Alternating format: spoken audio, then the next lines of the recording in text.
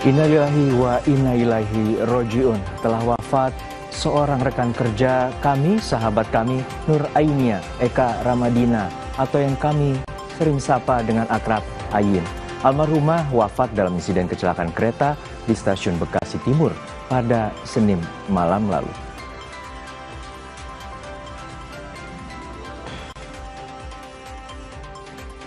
Kecelakaan kereta rel listrik di stasiun Bekasi Timur masih berdampak pada jadwal keberangkatan kereta di kota Surabaya. 5 perjalanan kereta api dari stasiun Pasar Turi, Surabaya kembali dibatalkan.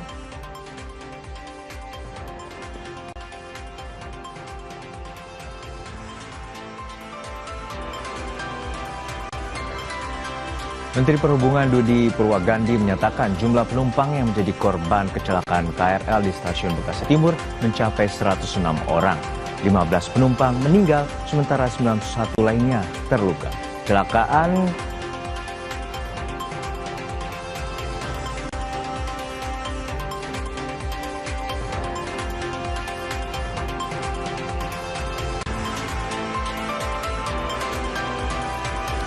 Kenaikan harga LPG non-subsidi 5,5 dan 12 kg per April 2026 mulai menekan penjualan di tingkat pangkalan.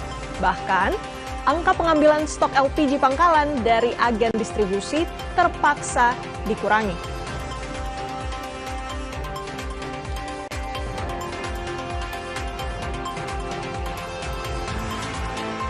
Pengadilan Militer 208 Jakarta hari ini menggelar sidang perdana kasus penyiraman air keras terhadap aktivis Kontras Andri Yunus. 4 terdakwa dihadirkan dalam persidangan.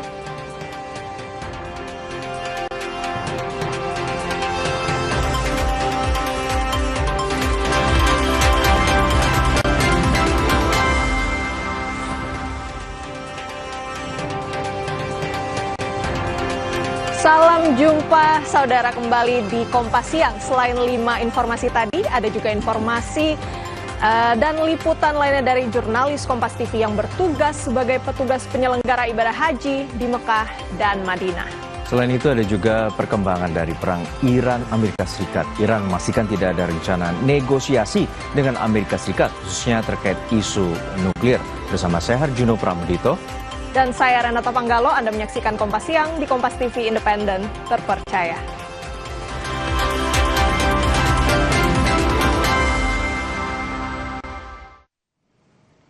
Saudara, total sebanyak 10 jenazah korban meninggal insiden tabrakan kereta Argo Bromo Anggrek dengan KRL di stasiun Bekasi Timur yang dibawa ke Rumah Sakit Polri telah teridentifikasi. Kepala Rumah Sakit Polri Brigjen Prima Heru bilang pihaknya menerima 10 kantong jenazah yang langsung diidentifikasi oleh tim DVI Polri. Seluruh jenazah telah teridentifikasi dengan mencocokkan sidik jari, rekam medis, dan properti pribadi. Seluruh jenazah korban kemudian diserahkan ke pihak keluarga.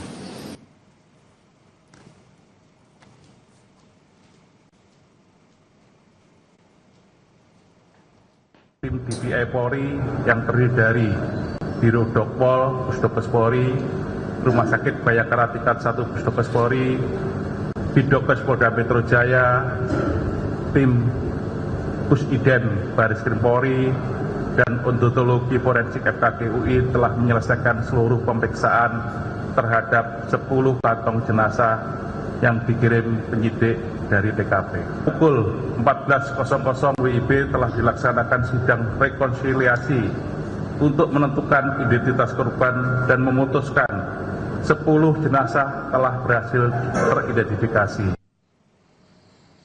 Usai diidentifikasi, proses serah terima jenazah korban dilakukan oleh tim DVI Polri kepada pihak keluarga di Rumah Sakit Polri Kramat Jati, Jakarta Timur. Proses serah terima dilakukan secara bertahap dengan terlebih dahulu memastikan kelengkapan administrasi dan kesesuaian data korban.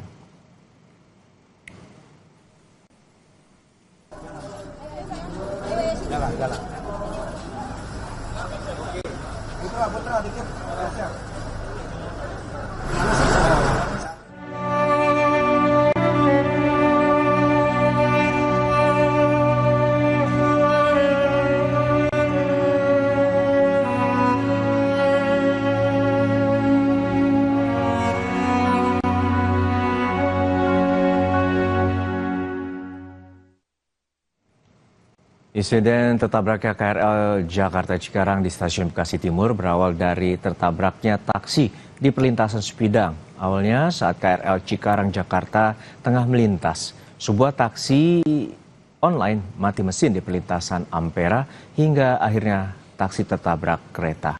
Taksi terseret beberapa meter, namun sopir berhasil menyelamatkan diri. Menurut informasi Basarnas, peristiwa ini terjadi sekitar pukul 20.30 waktu Indonesia Barat. Akibat kejadian itu, perjalanan KRL terhenti tak melanjutkan perjalanan. Insiden ini berdampak pada perjalanan KRL lainnya, yakni kereta Jakarta Cikarang yang berada di lintasan sebelahnya. Akibat kecelakaan KRL dan taksi ini, rangkaian KRL lainnya yakni relasi Kampung Bandan Cikarang terpaksa berhenti darurat dan tertahan di jalur 1 stasiun Bekasi Timur.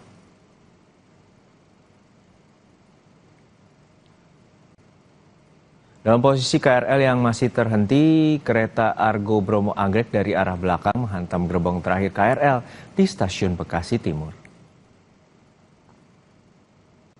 Dalam posisi KRL yang masih berhenti, kereta api Argo Bromo Anggrek juga tengah dalam perjalanan. Namun dalam kecepatan tinggi tiba-tiba dari arah belakang KRL yang tengah berhenti di stasiun Bekasi Timur muncul kereta api Argo Bromo Anggrek yang melaju di jalur yang sama dan menabrak bagian belakang KRL. Tabrakan ini membuat gerbong penumpang perempuan rusak parah. 15 orang meninggal akibat kecelakaan ini.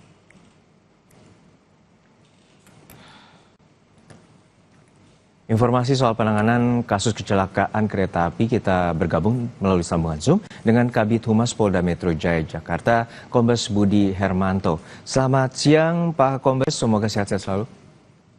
Selamat siang Mas Juno. Ya, Pak Kombes Budi, untuk saat ini merupakan tragedi dan juga keprihatinan bagi kita semua bahwa ada 15 penumpang yang meninggal dan juga ratusan orang terluka. Untuk saat ini seperti apa pihak kepolisian melakukan penyelidikan awal dan apa penyebab awal terkait dengan kecelakaan ini? Terima kasih Mas Juno. Yang pertama kita semua menyampaikan duka cita yang mendalam ya atas insiden musibah kecelakaan kereta api ini.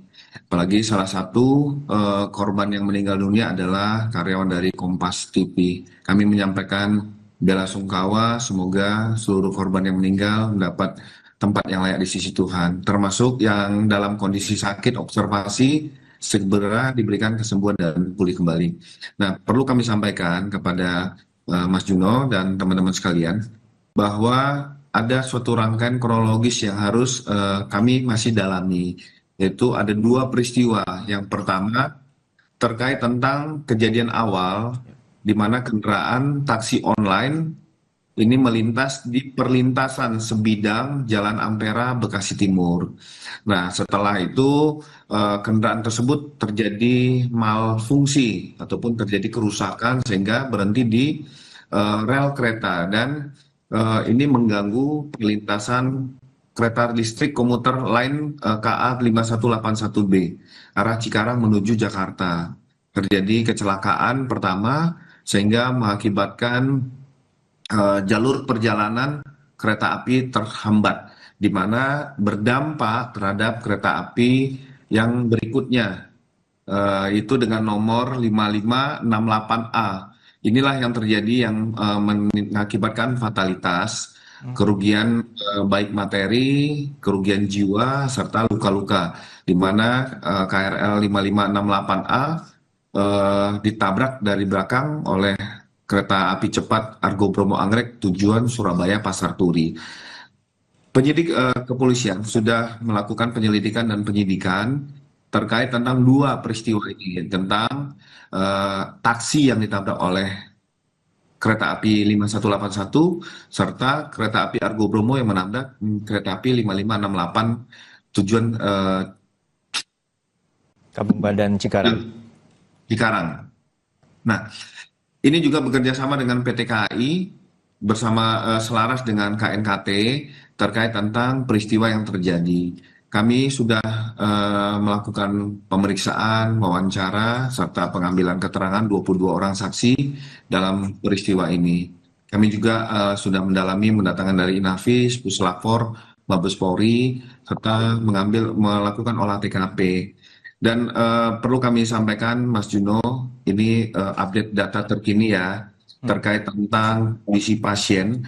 Kami terima hari ini per 29 April 2026 sekitar pukul 11.00, korban total adalah 106 orang, di mana korban luka 90 orang, ya 44 pasien sudah pulang ke rumah, 46 pasien sedang melaksanakan observasi, meninggal dunia 16 orang. Jadi data yang kita dapat sampai dengan siang ini baru meninggal dunia 1 orang pasien di rumah sakit RSUD Bekasi, perempuan usia lebih kurang 25 tahun. Nah, semoga tidak ada penambahan dalam korban yang meninggal dunia ya, kita sama-sama berharap tentang kondisi itu. Nah, termasuk Rumah Sakit Polri Kramat Jati pada tanggal 28 April 2026 sekira pukul 13.00 sudah dapat mengidentifikasi 10 jenazah yang dikirim ke Rumah Sakit Polri. Ini baik melalui postmortem dan antemortem, dan ini juga sudah diserah terimakan kepada pihak keluarga pada hari yang sama untuk dilakukan pemakaman dari pihak keluarga. Ya, maaf Pak, saya konfirmasi ulang bahwa untuk saat ini informasi terkini dari pihak Rumah Sakit Polri bahwa korban meninggal 1 orang perempuan berusia 25 tahun dan total hingga saat ini ada 16 korban meninggal. Benar Pak Kombes Budi? Ya, kami selalu mengupdate koordinasi dengan posko pelayanan yang sudah dibentuk dari pasca kejadian. Ini mendata tentang seluruh pasien, baik yang dalam kondisi luka ringan sampai dengan luka berat, termasuk pasien-pasien yang sudah berada di beberapa rumah sakit, termasuk update terkini. Nah, pukul 11 tadi kami mendapatkan update bahwa ada 1 pasien di RSUD Kota Bekasi dinyatakan meninggal dunia pukul 11 tadi. Baik, ini tentu menjadi keprihatinan bersama bahwa korban jiwa akibat tragedi Bekasi bertambah 1 orang dan total menjadi 16 orang meninggal dunia. Pak Kombes Budi, untuk saat ini sebenarnya untuk pemeriksaan terhadap sopir taksi online sudah seberapa jauh dan apa saja keterangan yang diungkapkan oleh pihak taksi online tersebut? Ya, terima kasih Mas Juno. Hari ini untuk kegiatan pemintaan keterangan supir taksi online baru akan dilaksanakan, termasuk dengan beberapa orang masinis kereta listrik dan kereta cepat Argo Bromo Anggrek juga akan dilaksanakan permintaan keterangan pada hari ini juga. Kami akan melakukan update apabila nanti akan ada hasil dari proses pemeriksaan tersebut. Dan kami juga akan, tim penyidik akan mendalami apakah dari kealpaan ataupun kelalaian ini mengakibatkan luka sampai dengan hilangnya nyawa seseorang. Ini juga akan harus kita dalami ya secara komprehensif, mulai dari olah TKP, pemeriksaan saksi-saksi dan barang bukti, serta dampak yang terjadi akibat dari insiden tersebut. Oke, Pak, untuk saat ini tadi Bapak menyebutkan tim Inavis dilibatkan, Puslapor juga dilibatkan dan juga penyidikan sudah memasuki tahap awal. Untuk saat ini apakah ada dugaan terkait dengan sistem error atau human error dalam insiden ini? Ya, nah ini merupakan yang akan didalami dari Inavis, termasuk dari Puslapor Mabes Polri, apakah ada jaringan komunikasi yang terputus, apakah ada sistem yang terhambat sehingga komunikasi antara pengawas dengan masinis ini terjeda, sehingga kereta api cepat Argo Bromo Anggrek masih tetap melaksanakan perjalanan menuju Pasar Turi Surabaya. Ini masih kami dalami, kami mohon waktu kepada teman-teman semua masyarakat terkait tentang proses penyelidikan yang dilakukan oleh Polda Metro Jaya. Pak Kombes, untuk saat ini tentu perlintasan sebidang di Jalan Ampera diduga pemicu awal sebagai penyebab kecelakaan, terutama taksi online yang mogok di wilayah tersebut. Apakah perlintasan sebidang ini juga saat ini sudah ditutup permanen atau seperti apa kondisinya? Ya, jadi perlu kami sampaikan Mas Juno, bahwa ada surat Peraturan Menteri Perhubungan nomor PM 94 tahun 2018, di mana pembangunan, pengelolaan, pengamanan perlintasan sebidang merupakan tanggung jawab bersama, baik itu pemerintah pusat, pemerintah daerah, atau badan usaha sesuai dengan kelas dan jalannya. Termasuk surat edaran SE 03 tahun 2021 Direktorat Jenderal Keretaapian, Kemenhub mengeluarkan surat edaran nomor 3 tahun 2021 yang mewajibkan melakukan evaluasi dan peningkatan keselamatan di perlintasan sebidang termasuk pemasangan palang pintu. Nah, kita melihat bahwa di perlintasan Jalan Ampera tersebut belum ada penerangan termasuk penutup palang pintu yang ada di wilayah tersebut. Nah, ini menjadi evaluasi kita semua ya untuk melihat bahwa keselamatan jalan kereta api ini juga menjadi suatu prioritas utama, dan kita juga akan memberikan warning ataupun himbauan kepada pengemudi baik itu roda 2 maupun roda 4 dan maupun orang yang melintas di jalur kereta api tersebut. Baik, untuk saat ini terakhir Pak Budi, untuk imbauan dari pihak kepolisian terhadap masyarakat pasca insiden ataupun tragedi kecelakaan di stasiun Bekasi Timur. Ya, yang pertama dengan adanya insiden ini kita juga ke depan untuk bisa memitigasi, meminimalisir terjadinya kejadian-kejadian serupa. Kami menghimbau kepada seluruh masyarakat untuk kita lebih berhati-hati pada saat mengendarakan kendaraan di perlintasan kereta api. Yang kedua, kita juga memprioritaskan kereta api untuk melewati jalurnya terlebih dahulu. Kita lebih baik mengalah karena sepersekian detik itu dapat berakibat fatal bagi keselamatan jiwa, harta benda, dan kondisi keselamatan. Dan kami juga memberikan himbauan kepada seluruh masyarakat untuk kita sama-sama menjaga empati, tidak memposting, tidak menyebarluaskan foto-foto korban ataupun tragedi ini, karena ini akan menimbulkan dampak psikologis yang panjang ya bagi keluarga korban yang kita ditinggalkan, termasuk traumatik bagi korban yang dalam kondisi pemulihan. Kami mengajak itu untuk baik di ruang digital kita juga lebih tertib dan kita sama-sama menghormati, dan yang paling utama adalah prioritas utama pemerintah pada saat ini adalah bagaimana memulihkan kondisi korban yang masih ada di rumah sakit, baik itu pendampingan secara medis maupun psikologis itu harus ada dilakukan, dan ini tim dari Polda Metro Jaya selalu melakukan pendampingan terhadap psikologis daripada korban-korban yang ada.